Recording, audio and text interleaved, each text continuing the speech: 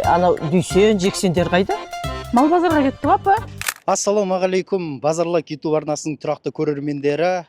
27 мамыр күллі мұсылманның ұлық мерекесі Құрбан айт мерекесіне орай кезекті шығарылымды назарларыңызға ұсынып жатырмыз. Құрбан айт мерекесіне орай төрттілігімізді түгендеп құрбандық шалып, сауапқа кенеліп жатамыз ғой. Міне, өткен жылы ғана осы Әл-Фараби 6 мекен жайында ең арзан төрттіліктің түрлерін көрген болатындығымыз. Биылғы баға қандай? Сол баға ма, әлде басқа баға ма? Оны біздің бүгінгі шығарылымымыздан тамашалайтын боламыз. Сонымен кеттік.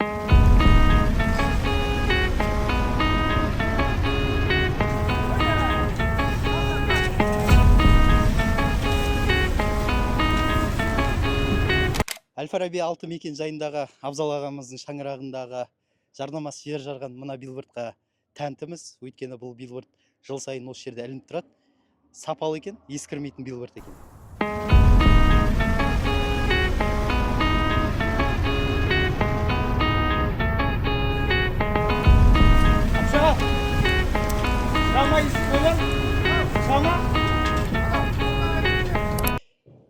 Құрбан айт мерекесі жақындағанда Абзал ағамыздың ауласы тым тырыс, себебі мал жаңа ғана келген секілді.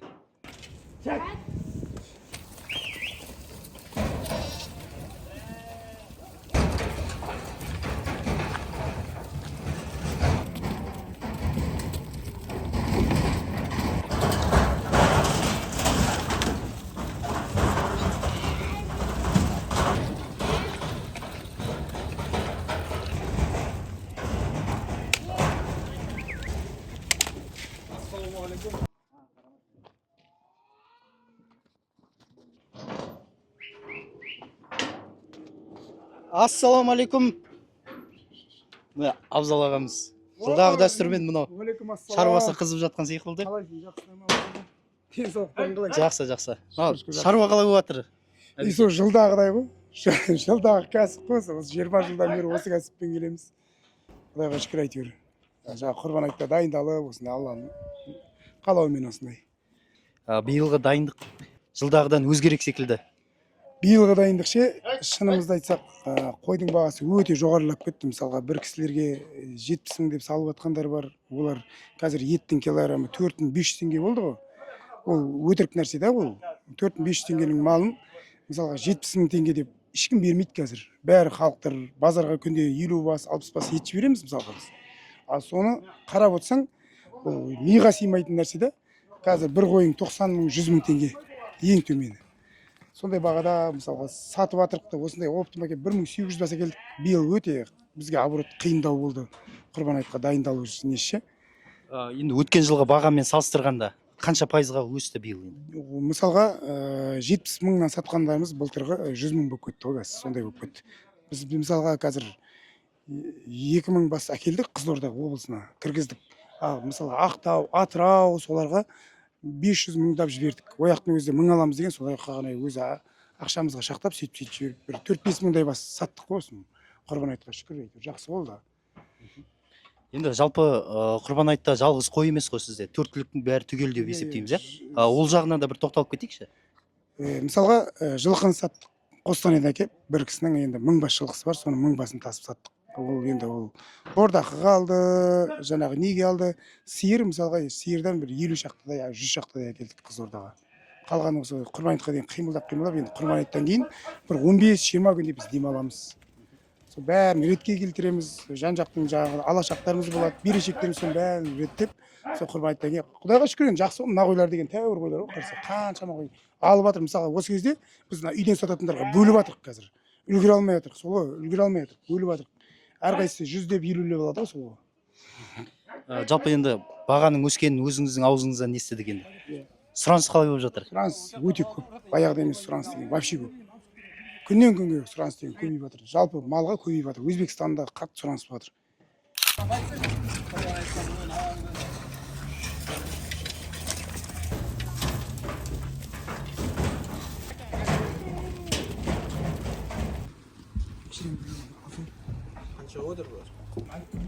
Көрмеші, ұйықтап болса қуат. 100 ғой. Бұл алынған малға берелеп қойып жатырық. мына 100 деген нөмірі бар бала ғой. Мінекей. Мына суретке түсіріп алайын. Болып тұрады.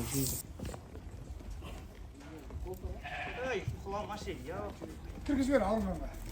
Болды, 319 50.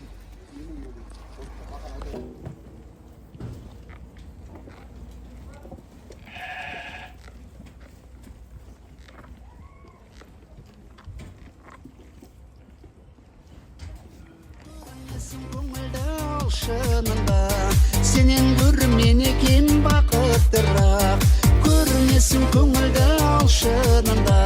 Сенен көрмен екен бақыттырақ. Bitch, fucking is bad. Сылым қимасың жан ашыдым дара сырым тұтынып қарашығым сенің сырлы сәтіңді аңсадым ғой. Сағынғанда маржан, сағынғанда маржан талашығы. Сағынғанда маржан, сағынғанда маржан талашығы. Жалпы Абзал ағамыз қызылордалықтарды таңғалдырудан жалықтырып жатқан жоқ. Тұңғыш рет десек болады, осы Құрбан айт мерекесіне орай Абзал ағамыз мына қойларды сонау Австралиядан тасып жатыр екен. Бұл да бір қызық дүние. Аққарасын қазір Абзал ағаның өзінен сұрайтын болады. Абзал аға, енді қазір мынау малмен айналысушылардың аузында сіздің есіміңіз жиі аталып жүр. Тіпті Австралиядан қой тасып жатыр деп естіп жатыр. Бұл қаншалықты рас, енді өзіңізден естейікші. Иә, негізінде оны айтқаным Австралия деп баланша әзілдеп неғам ғой. Негізі Орал қаласынан алдық. Бұның полностью Орал қаласы, Атыраудан да алдық, Новосы Жетісайдан да алдық, Қостанай, енді Петропавлдан алғанда бар бұның ішінде. Сосын мен әдейі әзілдеп айтып жүрмін, Австралиядан қаяқтан келді деп еді, Австралиядан келді дегенім ғой негізінде. Солайынан айттық енді оны әзілдеп. Былайынша енді қой тасудың жолы ұзақ қой, оңай емес. Мысалға ше, осыған біз Құрбан айтқа 1,5 ай жүрдік далада. Үйге звондауға уақыт болған жоқ, ана жаққа звондауға уақыт болған жоқ. 1,5 ай осын зорға деп жинадық. Қызылорда облысының балдары алып жатыр ғой, шүкір, олар да бізден алып, біреуімізден алып үйіне сатып, бұлар да Құрбан айтқа жатқанда ақша істегісі келеді. Сөйтіп әйтеуір зорға жинаған малымыз ғой осы. Қазір енді осы арада 800 бастай өтті, 1000-дай қалды ғой енді қазір. Бас аяғы 2000 бас алып келіп отырсыз. 2000 бас әкеліп отырмын. Қызылорда облысынан осы. Қызылордаға біз 2000 бас кіргізіп отырмын өзім. Енді шет, Арал, Қазалы оларға бердім жіберіп ішіне ше. Бірақ именно біздің Қызылордаға мен 2000 бас әкеліп кіргізіп отырмын осы кезде қазір. Сол енді Құда қаласа жақындады ғой уже. 1000 басы почти кетті, 800 бастай. Сол 1200 бас қалды ау жобасы. Енді қалған 4 күн айтып бар әлі өтеді ғой. Енді бағаларына бір тоқталып өтейікші. Мына 2000 бас қойдың ішінде ең арзаны қандай, ең қымбаты қанша? Енді 90 мыңдықтарды бізден балдар алып кетті, 90 мың теңгеліктерді. 90 мың теңгеліктерді алды да, енді 95 дей ма, ол әрі қарай өздерінің шаруалар 100 мың дей ма, бізде. Қазір бізде ровно 100 мың теңгелік малдар қалды.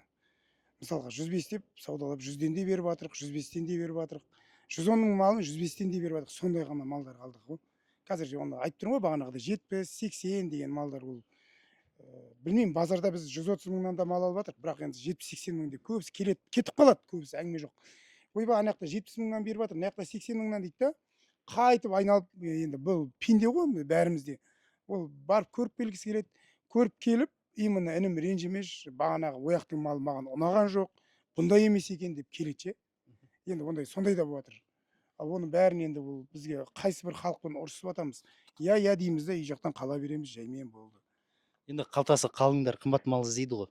Өткен жылы түсіргенімізде өзіңізде 180-200 мың қойлар болған тұғын.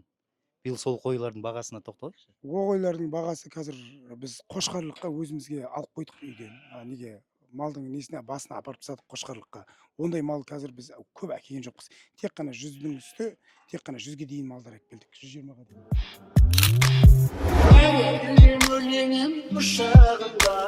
Бауырыма құсты қысамында, менің келгесін менің қаңсағалым, еріп білмей екпінді құшағында, менің келгесін менің қаңсағалым, еріп білмей екпінді құшағында. Топтың ішінен ерекше назарды аударып тұрған бар, мына екі ешкіге тоқталайықшы. Бұл екі ешкінің бір артықшылығы бар ма, әлде сатылады ма? Бұл екі ешкіні былай ғой, бұлар бізде сыртта қой бар. Сол ешкі, бұл ешкі машинаға өзі секіріп мінеді, секіріп түседі. Сосын ана жақта қойды өзі алдына салып алады да. Любой мысалға қалаға қой аулауға барамыз ғой. Қалай тиеп аласыңдар дейді. Бір мынандай қоямыз да, ана ешкіні артымызға салып аламыз. Бұның документі как положено, документ қылып. Сол артына мінеді де барып секіріп мінеді де бұл. Екеуі секіріп түсіп қалады.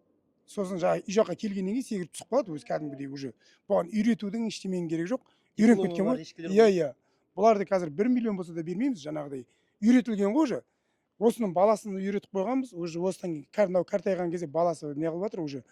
Жаңа туса баласы сөйтіп үйрене береді ғой бұлар.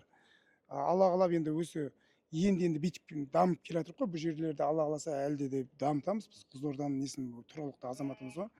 Бұдан да әрі қарай бұл жерлерді дамытып қойды. Не только 4800 бас, 5000 әшейін сатып шығатын дәрежеге жетеміз ғой, Алла қаласа. Главное Алланың адамның ниеті түзу ғой, ниеті түзу болса барлығы бола береді ғой. Енді ше мына тұрғындардың бір ерекше сұранысы бар. Жалпы мына қазір қой алғаннан кейін құрбандық шалу дегеннің де жөні бөлек қой.